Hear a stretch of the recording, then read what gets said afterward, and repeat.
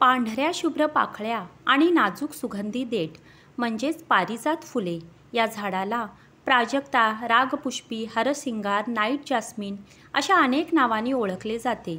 अशी मान्यता आहे की हे झाड श्रीकृष्णाने स्वर्गातून पृथ्वीवर आणले आणि म्हणूनच पारिजाताची फुले देवी लक्ष्मीला खूप प्रिय आहेत.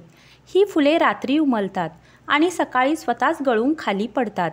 पारिजाताचे झाड अंगणात लावल्याने घरात शांती राहते आणि तणाव, निद्रानाश यासारख्या गोष्टी दूर होतात. या फुलांचा सुगंध इतका सुवासिक असतो की त्या सुवासाने मानसिक समस्या दूर होऊन मनाला शांती मिळते. अंगणात पारिजाताचे झाड लावल्याने घरातील नकारात्मक ऊर्जा निघून जाऊन सकारात्मक ऊर्जेचा संचार वाढतो. शास्त्रानुसार पारिजाताच्या फुलांमध्ये माता लक्ष्मीचा वास असतो.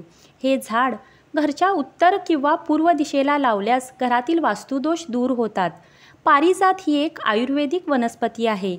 याची फुले, पाने, खोडांपासून अनेक प्रकारच्या रोगांपासून बचाव करणारी औषधे बनवली जातात.